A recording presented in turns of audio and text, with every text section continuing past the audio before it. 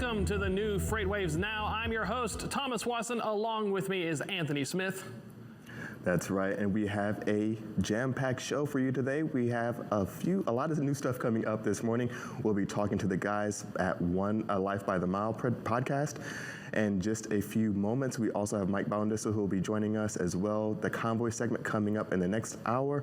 But let's get to our top story, which will be coming from Washington, D.C., from John Gallagher. And it involves a letter that 5 senators sent to various trucking and rail companies regarding their strategies for transporting firearms. John Gallagher joins us now. John, thanks so much for joining us this morning. What can you tell us about this story? What can you tell us about this letter? Yeah, so I know you guys mentioned it, I think on Friday, but just wanted to get a little bit more into it. So this, basically, these 5 senators, it's led by Ed Markey, a Democrat from Massachusetts, sent these letters to his 22 trucking companies and the 6 Class 1 railroads regarding the security measures that they have in place for making sure that the guns that they ship get to their rightful destination, basically. So and the reason they cited the reason they were sending this letter was because they suspect that there are lax shipping security measures in place that are allowing people to basically steal the firearms in transit, and then these stolen guns are being used to commit crime. So, and it's also, it wasn't really a coincidence that they did this the week right after the Buffalo shootings. In fact, Markey mentioned that, made reference to that in the press release that they put out about this. So specifically, there's about 20 questions in this that they're asking for from the carriers, all based sort of around the number of firearms that they've shipped over the last 5 years. That's one thing they're asking. They're also asking questions around the policies that they have in place to make sure that the shipments are secure and that they get to the actual recipient, and then also they're wanting to know about the records that they have in place with regards to whether they know, or if they know if the shipments are stolen or lost while they're in transit. In the letter they also put they gave some legal background to what the law is right now, and they said that under the law, only licensed gun dealers and gun manufacturers, which are known as federal firearms licenses, FFLs, can ship firearms across state lines. FFLs can only ship to another FFL. That's another legal requirement, and then also FFLs are required to notify the carrier that a package contains a firearm. Carriers aren't allowed to deliver a firearm across state lines without the receiver of the shipment providing a written receipt, meaning they can't just drop, they can't just ship a package to a door and then leave it there. Someone has to actually sign off on it, receive it and sign off on it, which makes sense. So it also said the lawmakers also cited some articles that had come up in the last couple of years. One was a 2018 article that said that between 2010 and 2014, law enforcement reportedly had recovered more than 6,600 guns that were used in crimes that were traced back to dealers who claimed to have never received them, and the dealers never reported this to law enforcement. They also cite an LA Times article from, I think it was from earlier this year actually, that criminal gangs sold guns and they traced these guns back to stolen shipments. And there was also a shipment of 46 stolen handguns that they traced back to a rail yard in Southern California. So they're basically saying that all this could suggest that the transportation aspect of the firearm supply chain is weak, basically, and this information And so getting this information from the carriers will help them better sort of, see how big the problem is. I think that's an interesting point. So they're trying to get this information, and basically that they want to find out from the source if these weapons are being stolen. Is this mostly, do you think, a partisan issue, or do you think this has potential bipartisan traction within the legislature? Yeah, and that's the thing, Thomas. It looks, I mean, the letter was from 5 Democratic senators, so I think they might have had a little bit more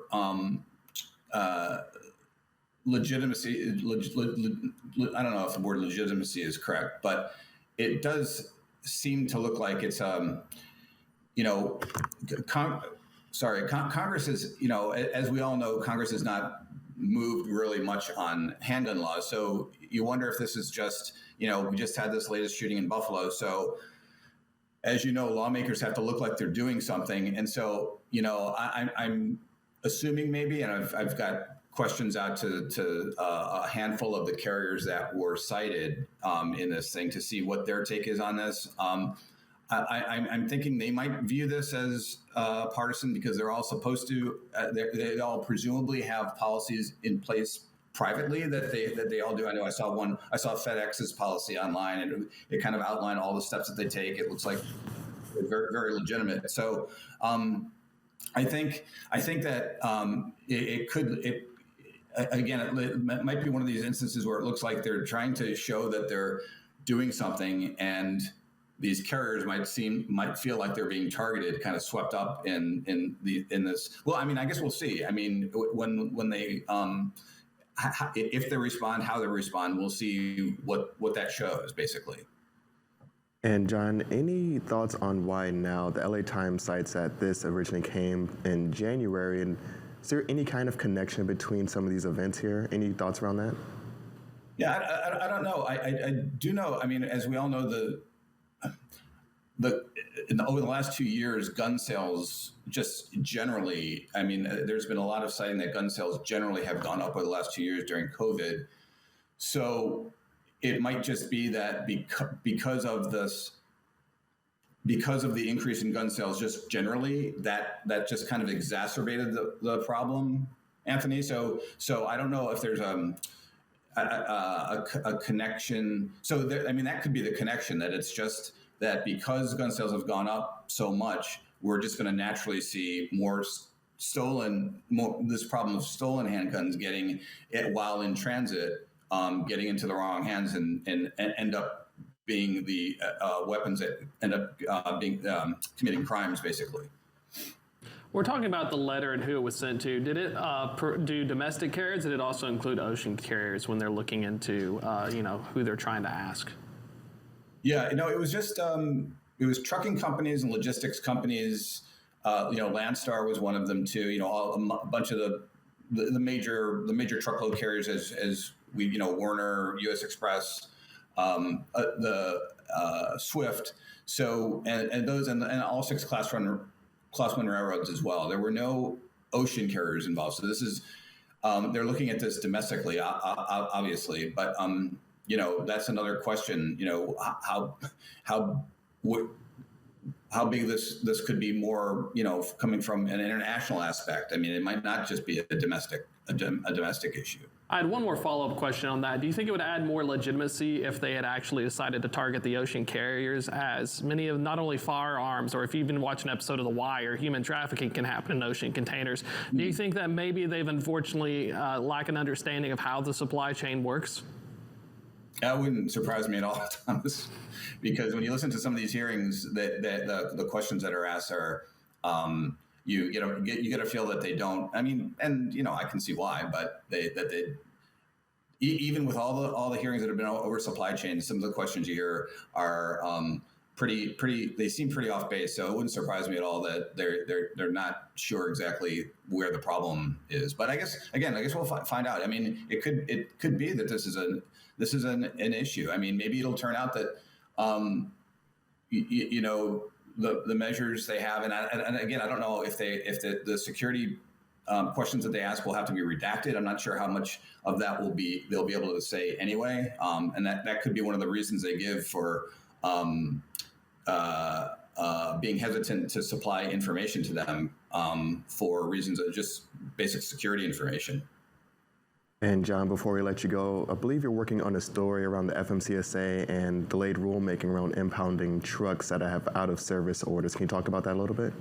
Yeah. It was sort of out of left field. That the FMCSA wrote a letter to Congress that they're supposed to write periodically to Congress to kind of let them know the status of rulemakings that they were required to put in place. And there's a bunch, maybe 8 to 10 from the last two surface transportation or highway bills. One was called MAP 21, that was in 2012, and the other was the FAST Act. The previous one to this one was in 2015. And there was actually, it was interesting because there was one in the MAP 21 highway bill that Congress had asked the FMCSA to come up with a rulemaking to impound trucks that were deemed or that were given a out of service order for whatever safety reason.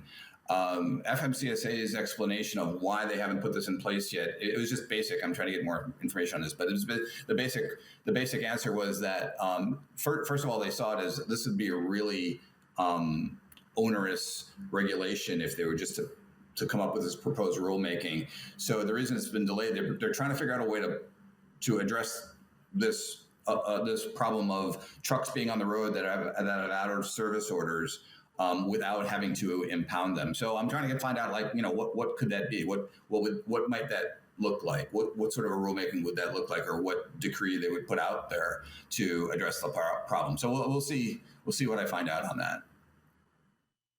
Perfect. Thank you so much, John. Thanks for coming on as always. We're going to keep an eye on the developing situation. Coming up next, we're tossing it right over to the wall for the first carrier up